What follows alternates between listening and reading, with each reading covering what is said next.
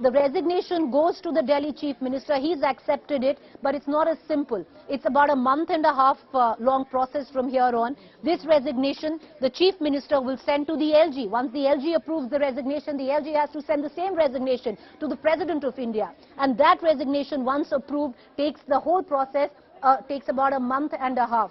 So it's going to continue for a month and a half. Now, Akshata, I want to take you through on what's going on in the internal dynamics of the Aam Aadmi Party. Why is it that the Aam Aadmi Party today decided, that Arvind Kejriwal decided that a resignation is in order? It's not just happened that both Manish Sisodia and Satyendar Jain woke up at the same time and decided to tender in their resignation. There was an indication, there was word which was sent to the both of them through their lawyers that maybe that's the way to go. And that's how the party in particular, Arvind Kejriwal in particular, will put pressure on the narrative, and the narrative would be strengthened that this is a witch hunt, and they are not going to allow this witch hunt to come in the way of the Delhi model of governance. Therefore, their portfolios will be redistributed amongst other cabinet bearers. In this case, two particular cabinet ministers will now get additional charge. One is Kailash Gehlot. In all probability, he will get the juiciest in terms of PWD, finance. One thing is very clear right now. Arvind Kejriwal, our sources tell us, will not hold any portfolios. He's never held a portfolio. Earlier on, indication was that he might keep finance. He's not keeping finance. No portfolio will go to Arvind Kejriwal. Earlier on, there was also indication that perception-wise, to strengthen the party, there will be an elevation of fresh blood, namely Atishi and Saurabh Bhardwaj. But that's not going to happen. Why, viewers? Because the party can only fight in one front, which is the outside. They feel they are being targeted by the BJP. They say it's a witch hunt where the agencies are concerned. So they need to, it has to be all in when it comes down to the battle outside. So if they were going to elevate Atishi or Saurabh, which might be on air a lot perception-wise, it doesn't quite, it works for the Aam Aadmi Party, but where the rank and the file of the Aam Aadmi Party is concerned, it doesn't quite work, and it could create friction and rancor, primarily because who's this other cabinet minister, who has actually stepped in terms of getting more of these ministries, Mr. Anand, who is Rajkumar Anand. Rajkumar Anand has been associated with the Aam Aadmi Party not just since the inception of the party, but all the way back, viewers, since the movement of India against corruption. He's been standing by Arvind Kejriwal. He and his wife both have been, behind Arvind Kejriwal. So, and he's not the only such man. He might not be in front of the cameras.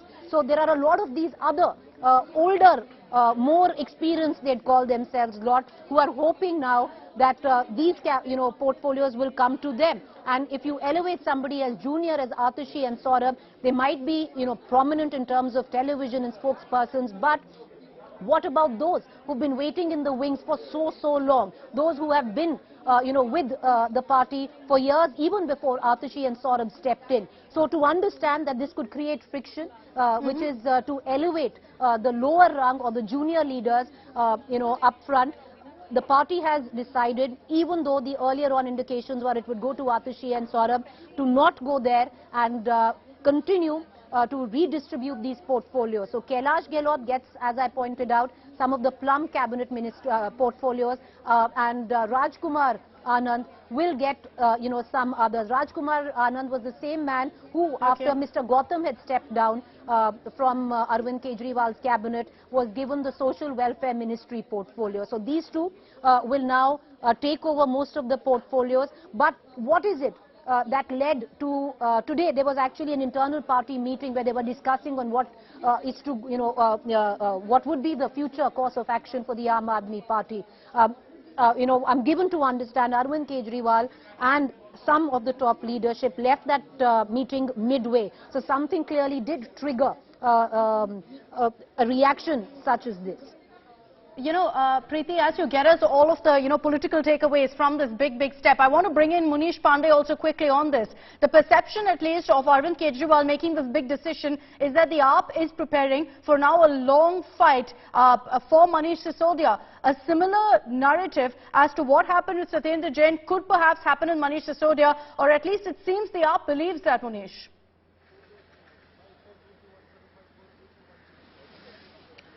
Yeah, well, Lakshita, in Satyendar Jain case also, we saw that there was a legal fight which was done by the Aam Aadmi Party. But in Satyendar Jain case also, we saw that lower court rejected the bail, and then there were certain CCTV footages leaked to the media by the Bharatiya Janata Party. On those CCTV footage, it was seen that Satyendar Jain, who was minister in Aam Aadmi Party, that person was getting VIP treatment in Tihar jail. He was getting massage. So far, it has been almost 7-8 months. He has not come out of jail. His resignation came today, but he is in jail from last 7-8 months. Of course, questions were being asked by many political leaders, including the Bharatiya Janata Party, that why he is not resigning, or why Arvind Kejriwal is not taking action against his own minister. Now, as far as Manish Sisodia is concerned, last 2 days have been very crucial. Manish Sisodia was questioned, later he was arrested, but yesterday what happened changed the entire course of action, even for the Aam Aadmi Party. In the court, the Central Bureau of Investigation was able to convince the court that the grounds on the basis of which they have arrested Mr. Manish Sisodia are valid. Also, there are corruption charges, plus the way he conducted himself as an excise minister. So it was a win-win situation, not only for Central Bureau of Investigation, but also for the Bharatiya Janata Party.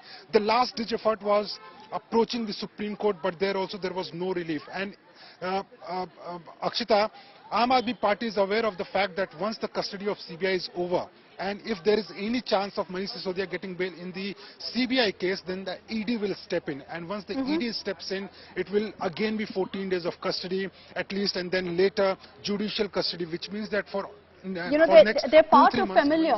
They're far too familiar with how really the agencies work in these kind of cases to know, as Manish is pointing out, that this is going to be a long haul. Preeti Chaudhary will be joining you on the other side of a very short break with all the big political updates that are coming in, and optics-wise, whether Kejriwal has really ensured that it's painted the way he wants it to be, that this is a step being taken to ensure that Delhi's governance isn't compromised, or whether, in fact, the optics is all about Kejriwal giving in to the BJP's narrative.